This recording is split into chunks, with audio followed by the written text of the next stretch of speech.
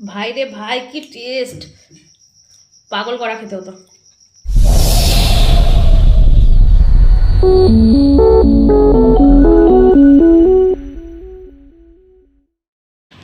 নমস্কার, সুপ্রভাত বন্ধুরা, তোমরা সবাই কেমন আছো? আশা করি সবাই ভালো আছো। তো তোমাদের ভালোবাসায় গোপালের কৃপায় আমি অনেক অনেক ভালো আছি। তো নিয়ে চলে এসেছি একটা নতুন ভিডিও। আর সকাল সকাল ঘুম থেকে উঠে আগে চা বসিয়ে দিয়েছি।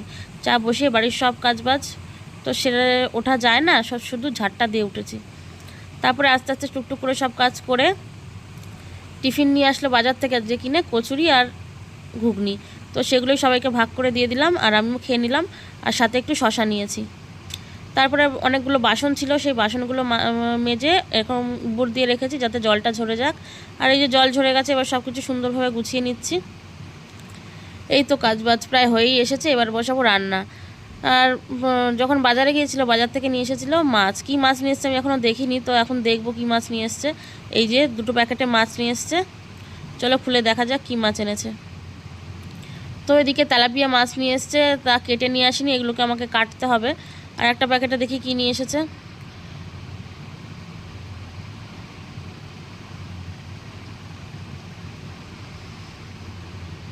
তো আর একটা প্যাকেটও তেলাপিয়া মাছ কেটে নিয়ে এসেছে। আর এগুলো না একটু বড় বড় সাইজের, তাই গোটা গোটা নিয়ে এসেছে, মানে গোটা মাছ রান্না করতে হবে। কিন্তু আমি বুঝতে পারলাম না 2 প্যাকেটের এরকমভাবে কেমন মাছগুলো নিয়ে এসছে।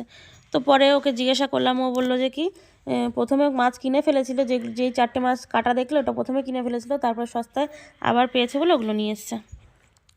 তো রান্না বসানোর আগে ভাবলাম একটু কিছু মাখামাখি খাওয়া যাক। তো পেঁপে পেরে নিলাম আর তেঁতুল ছিল, তো রিয়াকে দিয়ে মাখিয়ে নিলাম। বেশ সুন্দর করে বেশ মাখিয়ে কলা পাতায় খেয়ে নিলাম। খেয়ে ঠেয়ে তারপরে আবার রান্নার পাশে চলে এসেছি। তো লাউ দিয়ে তেলাপিয়া মাছের গা মাখা ঝোল হবে, বেগুন ভাজা হবে। আর কি করি পরে দেখা যাক।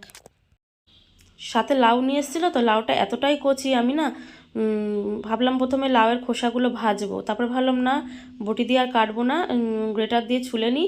তো একদম পাতলা পাতলা করে ছালটা উঠে আসুক, বেশ ভালো লাগবে এইভাবে খেতে রান্না করলে। তাই সেইভাবে ছুলে নিলাম, নিয়ে পিস পিস করে কেটে।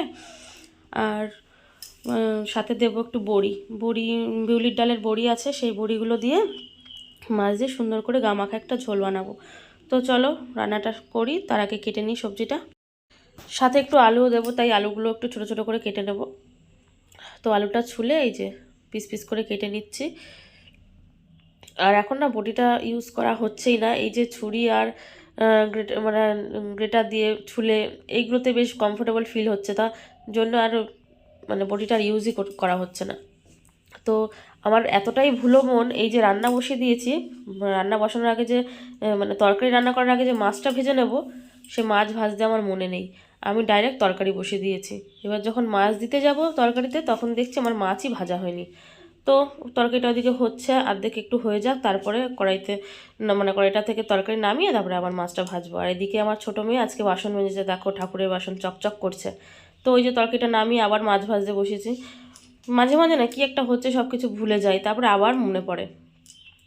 আগে এরকম হতো না, এই ইদানিং আমার এরকম হচ্ছে।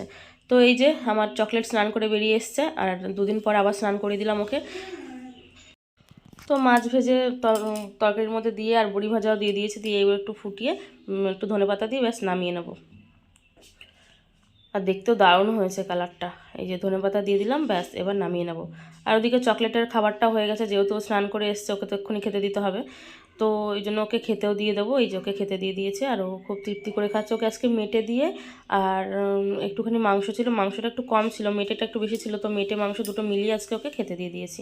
তো ওদিকে আমার রান্নাবান্না পুরো কমপ্লিট হয়ে ওখানে সব গুছিয়ে গাছিয়ে নিলাম, আর চলে এসেছি মাছ কাটতে। মাছটা কেটে একেবারে স্নান করে উঠবো। তো এই যে মাছ কাটা হয়ে গেছে। আর আমি না মাঝখান দিয়ে পেট কাটি না, ওই গলার ওখান থেকে না সব মানে চাপ দিলে সব নোংরা বেরিয়ে আসে ওখান থেকে, এরকমভাবে মানে মাছগুলো এইভাবেই আমি কাটি। তো এদিকে স্যালাডও কেটে নিয়েছি, আর ওদেরকে দিয়েও দিয়েছি খেতে। আমি এখন খাবো না, আমি একটু পরে খাবো। তো ওদের সবার ভাত খাওয়া হয়ে গেছে। আর আজকে তো তরকারিটা একটু বেশি ভালো হয়েছিল বলে ভাত একটু শর্ট পড়ে গেছিলো, ওই জন্য ওদেরকে আর জানায়নি যে ভাত অল্প আছে, যে যেমন ভাত চেয়েছে সবাইকে দিয়ে দিয়েছি। আমার হাজব্যান্ড যদি জানতে পারতো যে ভাত কম আছে, তো ও মনে আর ভাত টাত কিছু নিত না। ওকে আর বলিনি। তো আমি বললাম আমার এখন খুব মানে খেতে ইচ্ছা করছে না, আমি একটু পরে খাবো, তাই এরকম বললাম। বললো ঠিক আছে, তুমি পরে খেও। কিন্তু ভাত ছিল না বলে আমি খাইনি, তাই এখন আবার ভাত বসিয়ে দিয়েছি। একেবারে রাত্রিরের ভাতটাও একবারেই বসিয়ে দিয়েছি। তো ভাত হয়ে গেলে তারপরে খাবার। এখন না কটা বাজে জানো, প্রায় 4টে বেজে গেছে। তো ভাতটা হোক, তারপরে খাওয়া দাওয়া করবো। তো গরম গরম ভাত আমার রেডি, আমার নিজের জন্য বেড়ে নিচ্ছি, আর ওরা না শুয়ে পড়েছে, তাই আমি এখানে একা একাই এখন বসে খাবো। তো ভাতটা বেড়ে নিচ্ছি, দেখো ধোয়া ওটা গরম ভাত। আর বেগুন ভাজা করেছিলাম, বেগুন ভাজাটা নেই, ডালটা দিয়ে আর খাবো না, আর শুধু ভাবছি মাছের ঝোল দিয়ে খাই। আর পাশে একটু স্যালাড কেটে নিয়েছি। তো এই যে খাওয়া দাওয়া তাহলে করি, তোমাদের সাথে আবার সন্ধ্যেবেলায় দেখা হবে, কারণ খেয়ে দিয়ে একটু শুবো, না আসলে না ভালো লাগছে না, শরীরটা সত্যি খুব খারাপ। শুভ সন্ধ্যা বন্ধুরা। দুপুরে খাওয়া দাওয়ার পরে তোমাদের সাথে আর কথা হয়নি। তো এখন হয়ে গেছে পুরো সন্ধে, আর মেয়েরা গিয়েছিলো পড়তে, মেয়েরা বাড়ি চলে এসেছে, আর বড়মশাই কাজে চলে গেছে। আজকে সন্ধ্যেবেলা চা ঠা কিচ্ছু করিনি, শুয়েছিলাম, মাথাটা খুব যন্ত্রণা করছিল। আর তার মধ্যে ঘুগনিওয়ালা ভাইটা এসছে, যে ঘুগনি বিক্রি করে, আগে যার কথা তোমাদেরকে বলেছি। তো সে ঘুগনি নিয়ে এসেছিলো, তো ভাবলাম একটু ঘুগনি কিনি। তো ও ঘুগনি কিনে নিয়ে এসেছে, আর বাড়িতে একটু শসা পেঁয়াজ একটু এক্সট্রা করে কেটে নিয়েছি। তো সেটা দিয়ে ভালো করে মাখিয়ে আমি আর বড় মেয়ে খাচ্ছি, কারণ ছোটো মেয়ে তো খাবে না, কারণ ঝাল প্রচুর দেয় ওতে, ওই জন্য ও খাবে না, ওকে একটু ম্যাগি বানিয়ে দিয়েছি। তো দুজন মিলে খাচ্ছি। আর আমার মেয়ে আমাকে জিজ্ঞেস করছে, মা তোমার বয়স কত গো? আমি বলছি কি আমার বয়স 100 বছর। তা আমার মেয়ে বলছে কি 100 বছর বয়স তোমার হয়ে গেল? আমি বললাম হ্যাঁ হয়ে গেছে। বড় মেয়ের পড়ার খুব চাপ, ও খেয়ে দিয়ে আবার বই নিয়ে বসবে। ছোটো মেয়েকে ওদিকে বই নিয়ে বসিয়ে দিয়েছি, ও হোমওয়ার্কগুলো করছে। চলো খেয়ে দিয়ে নিই, তারপর কথা হবে। তো বন্ধুরা মেয়েদের পড়া হয়ে গেছে, আর ওদেরকে দিয়ে দিয়েছি ভাত। বড় মেয়ে সেই মাছের ঝোলটা দিয়ে ভাত খাচ্ছে, আর ছোটো মেয়ে বলছে মাছ খাবে না, কিন্তু মাছের ঝোলটা দিয়ে খাবে। তো ওদেরকে ভাত মাখিয়ে দিচ্ছি, এই যে ভাত মাখিয়ে দিচ্ছি। ছোটো মেয়ে না বেশি মাছ টাছ খেতে ভালোবাসে না, তাও জোর জবরদস্তি করে খাওয়াই, মাছ না খেলে হয়। তো যাই হোক ভাতটা মাখিয়ে দিলাম, ও এবার হাত দিয়ে খেয়ে নেবে। আর এই যে বড় মেয়ে খাচ্ছে এখানে। তো ওরা খাওয়া দাওয়া করুক। তো ওরা তো ভাত খাচ্ছে, আর আমি না মাছের ঝোল দিয়ে আর রাত্রে ভাত ভাত খাবো না, আমার না খুব মাছের ভর্তা দিয়ে ভাত খেতে ইচ্ছা করছে।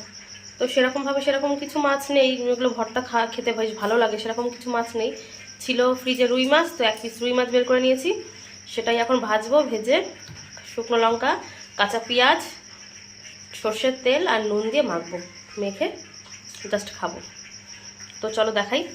এই যে 1 পিস মাছ বের করে নিয়েছি, 1 পিস মাছই হয়ে যাবে, কারণ বড় মশাই এসব খাবে না, আমি একা খাবো, তাই জন্য 1 পিস মাছই বের করেছি। তো চলো এটাকে ভেজে ভর্তা করে তারপরে তোমাদের দেখাচ্ছি। তো এই যে পেঁয়াজ কুচিয়ে নিয়েছি, আর এই যে 3টে শুকনো লঙ্কা ভেজে নিয়েছি, আর এই যে মাছটা বেছে এবার মানে মাছটা বেছে নেবো, তারপরে তেল আর লবণ দিয়ে বেশ সুন্দর করে মাখাবো। একটু ধনে পাতা দেবো, দেখি কেমন লাগে। ফোনে তো দেখে আসলাম, দারুণ, মানে দেখতেই দারুণ লাগছিল, খেতে যে কেমন হবে আমি জানি না। তো চলো মাখিয়ে ভাত খেয়ে দেখি কেমন লাগছে। তো বন্ধুরা আমার মাছ ভর্তা রেডি, আর আমি একটু খেয়েছি, আর একবার একটু খাই, তারপরে বলছি কেমন হয়েছে।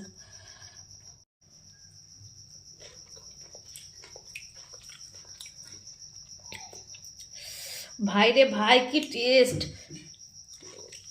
আর ওটা রুই মাছ দিয়ে বানিয়েছি, যদি ইলিশ মাছ দিয়ে বানানো হতো পাগল করা খেতে হতো। দারুণ খেতে, দারুণ, আর ঝাল ঝাল হয়েছে। তো বন্ধুরা মাছ ভর্তা করে রেখে দিলাম, এখন তো খাবো না, তোমার দাদা বাড়ি আসবে, তারপরে ওর আমি একসাথে ভাত খাই রাত্রিবেলা, তো তখন খাওয়া হবে। তো আর ভিডিওটা বেশি বড় করবো না। তোমাদের যদি আজকের ভিডিওটা যদি ভালো লেগে থাকে অবশ্যই লাইক কমেন্ট শেয়ার করো, আর যদি নতুন বন্ধু হয়ে থাকো আমার চ্যানেলটাকে অবশ্যই সাবস্ক্রাইব করে পাশে থেকো। তো আজকের মতো টাটা, গুড নাইট।